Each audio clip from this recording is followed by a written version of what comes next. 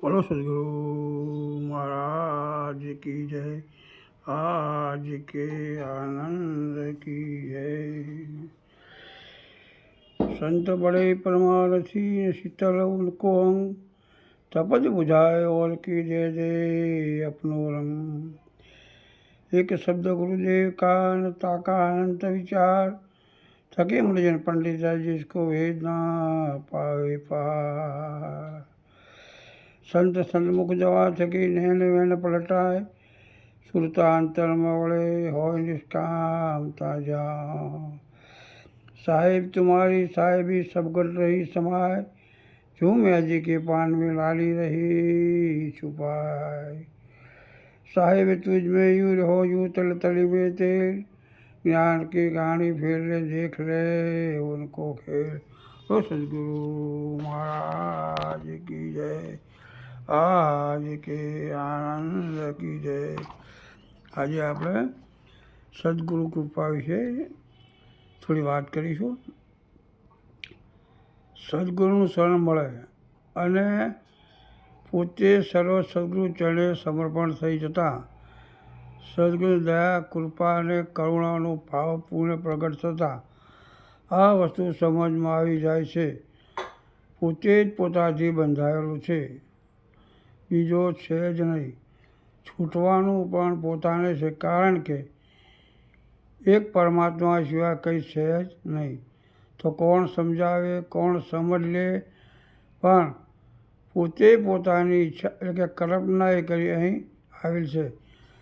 તેને સદગુરુ છોડાવવા આ બોજ રૂપી પ્રક્રિયા કરી નામ એટલે કે શબ્દ ચોટ મારી જાગૃત કરે છે। તે સભાન થતાં નિજ સ્વરૂપની પ્રાપ્તિ સદગુરુ ચરણે તે જ કાળે થઈ જાય છે। એક પળનો પણ ઉધારો રહેતો નથી। જેમ એક કુંભાર મરચાં મીઠાની ફેરી કરી આ ગામથી બીજે ગામ વેપાર કરતો હતો। એક દિવસ માલ વેચતા સાંજ પડી ગઈ એટલે તેને વિચાર્યું કે આજની રાત આ ગામમાં પસાર કરી દઉં। તેણે કુંભારવાસમાં જઈ વાત કરી, ભાઈ મારે આજ મોડું થઈ ગયું છે, એ રોકાણ કરવું પડે તેમ છે, જો આપ મને આશરો આપો તો આજની રાત રોકાઈ જાઉં। ભાઈ કે કંઈ વાંધો નહીં, સુખેથી રહો ને તમારા ગધેડાઓ મારા વાડામાં ગાળા છે ત્યાં બોંધી આવો। પોતે ગધેડા વાડામાં લઈને બોંધવા લાગ્યા, પણ ગધેડા 4 હતા અને ગાળા 3 હતા, એટલે તેણે 3 ગધેડા બોંધી પોતે ગાળો લેવા કુંભારવાસમાં ગયા।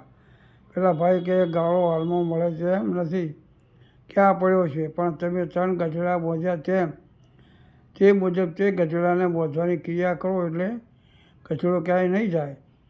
તેમને તે મુજબ ગધેડાને બોંધ્યો અને પોતે હાથ મોં ધોઈ વાળું કરી સૂઈ ગયા। ને સવારે ઉઠી પહેલાં 3 ગધેડા છોડ્યા, તે તો ચાલવા લાગ્યા, પણ આ ગધેડો ચાલતો નથી। એટલે પેલા ભાઈ જોડે ગયા અને વાત કરી કે જે ગાળા વગરનો ગધેડો હતો તે ચાલતો નથી।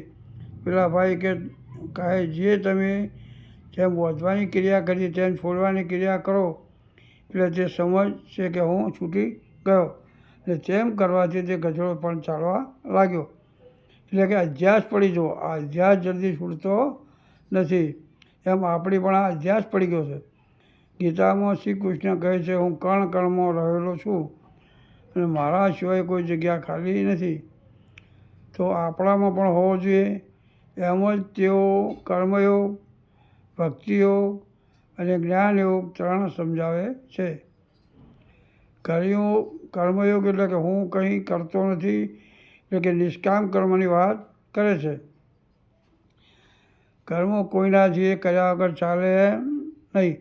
ભલે રાજા હોય, મહાન જ્ઞાની હોય, ભગવાન હોય, પંડિત હોય, શાસ્ત્ર કે વેદના રચિતા હોય, પણ કર્મ તો કરવું જ પડે છે। આ સર્વ કર્મ થઈ રહ્યા છે, તમે કંઈ કરતા નથી। તમે જુઓ છો તે પણ કર્મ છે, વિચારો છો તે પણ કર્મ છે, શ્રવણ કરો છો તે પણ કર્મ છે। આ કર્મ તો પરમાત્માની સત્તા અને પૂર્ણ શક્તિથી થઈ રહ્યા છે। તમે હું કરું છું એવો દાવો કરી નાહકનો ભાર ઉપાડી તમે કર્મથી બંધાવ છો। માટે અહમભાવ છોડી દાસ ભાવમાં આવો। મમત્વનો ત્યાગ કરવાનો છે. તમે કંઈ લાવ્યા ન હતા ને લઈ પણ જવાના નથી અને સર્વમાં આપ જ વ્યાપી રહ્યા છો, તો તમારો કશું રહેતું નથી. સર્વ પરમાત્માનું છે, પણ તમને મળેલા અવસર ઉજાળવા તમારા સંસ્કાર મુજબ મળી આવ્યું છે તેનું અભિમાન ન કરશો. જેમ કે ઓછા પ્રકાશમાં વસ્તુની સત્યતા જણાતી નથી. જેમ કે સર્પને રજ્જુનું દર્શન, સર્પને હટાવવા ગમે તેટલા ઉપાય કરો પણ જતો નથી, પણ પ્રકાશ પડતા સમજાય છે કે આ દોરડી છે. તેમ સદગુરુ વચનો પ્રકાશ થતાં સતત સ્વરૂપમાં સમજણ આવી જાય છે કે જે સપનામાં વ્યવહાર થાય છે તે શું તમે કરો છો? સપનાના વ્યવહાર સપન જગતમાં થઈ રહ્યા છે. પડેલ સંસ્કાર જતા નથી. જ્યાં સુધી પડેલ સંસ્કાર ન જાય ત્યાં સુધી સંત મહાપુરુષોના વચન ગ્રહણ કરી તેનો અમલ કરવો અને સદગુરુના ચરણે સત્સંગ કરી સમજી સંસ્કારની વૃદ્ધિ કરવાની. શું કરવાની છે? સંસ્કારની વૃદ્ધિ કરવાની છે. સદગુરુ આપણા તોય આવ્યા ને બેસવા આસન આપ્યું. આ શું તમે કરો છો? ના, આ તો બધું થઈ રહ્યું છે. મન છે એ જ તમે છો. તમે જ મન રૂપે થયા છો ને બુદ્ધિ રૂપે પણ તમે થયા છો. એકની એક વાત છે, તમે જ છો. જેમ કે રામ એ જ નામ છે ને નામ એ જ રામ છે. બીજી ભોજગળમાં પડશો નહીં. જેમ કે તમે મગનભાઈ છો, તમે કોઈના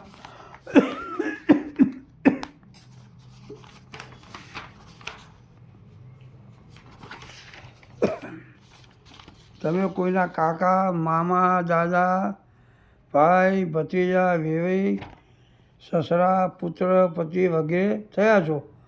આ તમારાથી ઊભું છે. સમાજ ઊભું છે, તમારાથી ઊભું થયેલ છે. પણ તમે વચ્ચેથી નીકળી જાઓ તો કોઈનું સગું રહેતું નથી.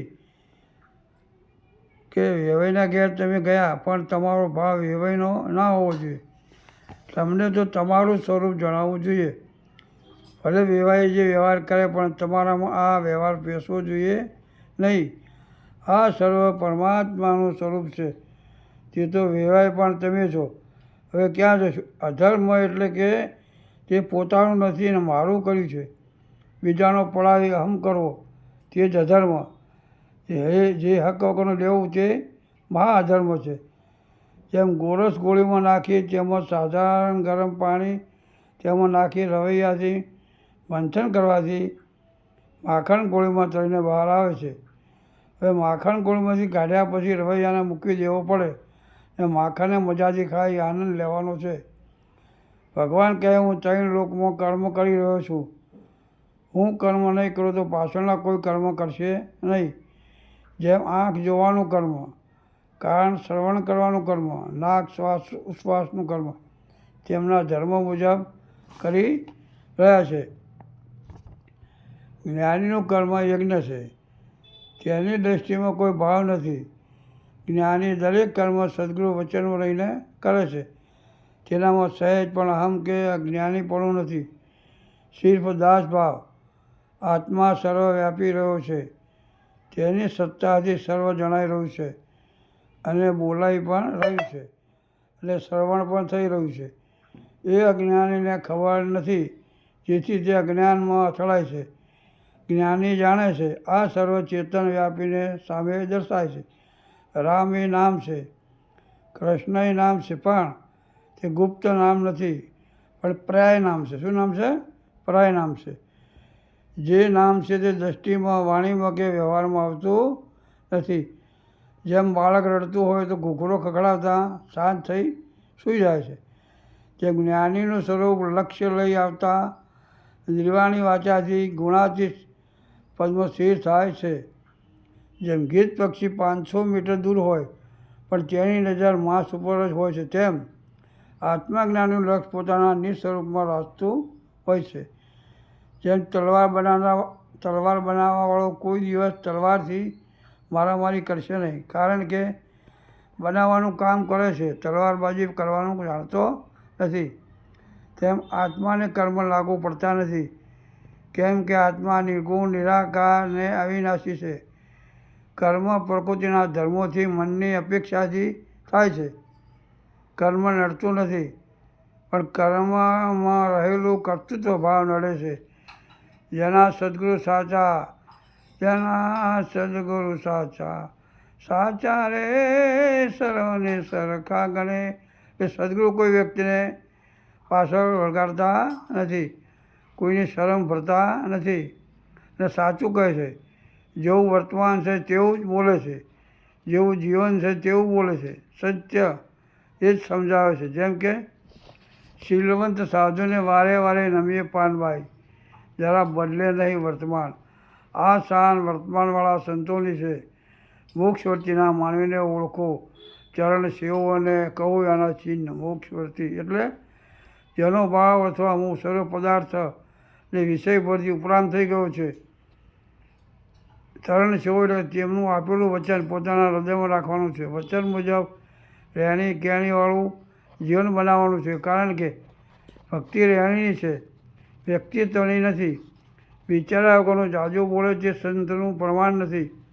પહેલાં પંચશીલનું પાલન સદગુરુએ બતાવ્યું તે રીતે સત્ય મુજબ વચન કર્મ થાય, તે મુજબ મન વચન કર્મ થાય તો બીજું કશું કરવાની જરૂર નથી. પરમાત્મા કોઈ વ્યક્તિ નથી. જીવ શિવ આત્મા એવું કશું નથી. દશા કેમ બદલાતી નથી? કારણ કે સાચા મહાપુરુષ મળ્યા નથી, સાચા સદગુરુ મળ્યા નથી. બોલો સદગુરુ મહારાજ કી જય, ભલારામ મહારાજ કી જય.